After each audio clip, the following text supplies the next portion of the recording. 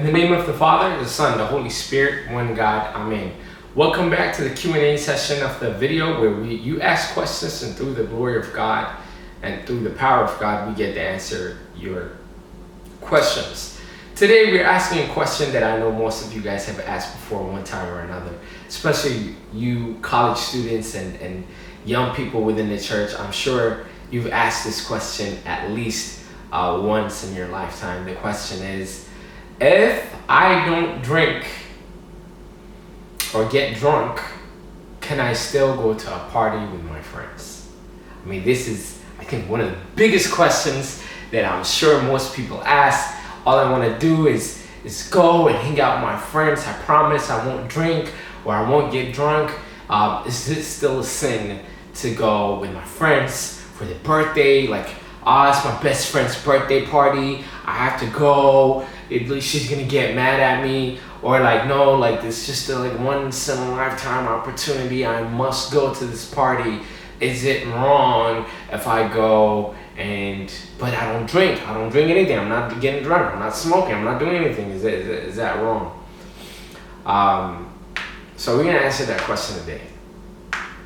And the answer to the question is, it's the wrong question. It's the wrong question. And here's why I say that. If you're asking this question,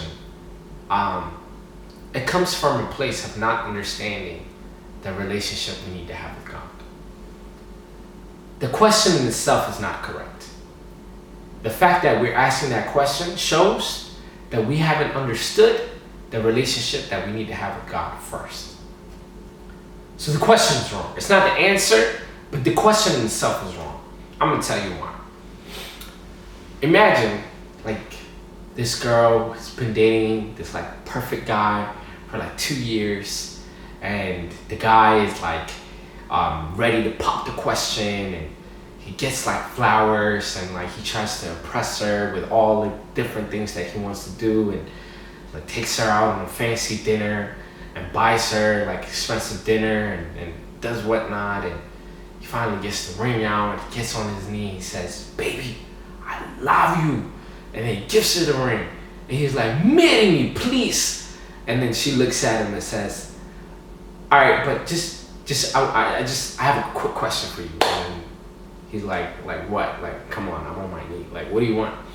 And she says, "I just need to know, if I go on a date with my ex-boyfriend, but we don't really kiss or we don't do anything, is that something that's gonna upset you? Or if I go on a trip with this guy from high school and the guy is what are you doing? I'm asking you to marry me, and you're asking me all this stupid, what are you doing?" Right? You can imagine that setting and how improper the question is. It's not about the answer that she's about to receive. The fact that she's asking that question shows that she's not ready for marriage. She's not ready for a serious, committed relationship. It doesn't even matter what the answer is. The fact that she's asking that question shows that there's something missing from the relationship that she's in with her boyfriend. The same thing goes with this.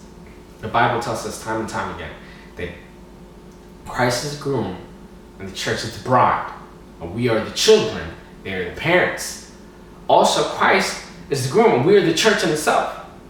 Right? So we are entering into a committed relationship with God. And the things that please God are things like righteousness. Things that please God are good, honest peace that bring us into our life.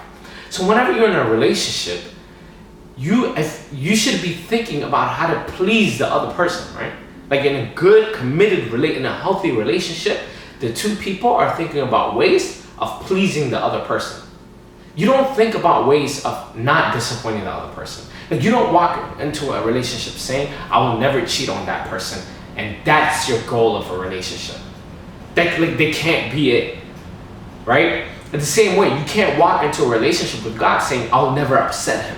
So the goal of Christianity is not to avoid getting drunk, avoid getting high, avoid doing drugs, avoid doing all that stuff, and to walk in the fine line of the things that upset God and the things that don't upset. That's not the goal of Christianity. The goal of Christianity is to please Him. Do the things like praise His name, call His name, like spend time with Him and make Him happy. So when we're thinking about the right things to do, we should be thinking about what pleases God, not what angers Him. Galatians chapter 1 verse 10 says, "For am I now seeking the approval of man?" This is the question that most people ask about. It's like, it's my friend's birthday party and like, it's just one time, I'm just going for a friend, it's never gonna happen. Like, am I seeking the approval of man and what's gonna please them? Or of God? One thing is for sure, God is not going to be happy when we go to all these places. These are not the things that please God. Or am I trying to please man? If I were still trying to please man, I would not be a servant of God, a servant of Christ. If I'm trying to be a servant of Christ, I have to continuously think about how I can continue to please God. And that is the thing that is going to please God the most. It's not about the actions that we do, it's about our intentions. Like in everything that we do, we want to try to please Him. When we wake up, God, thank you for waking me up. The fact that we called Him, God's happy.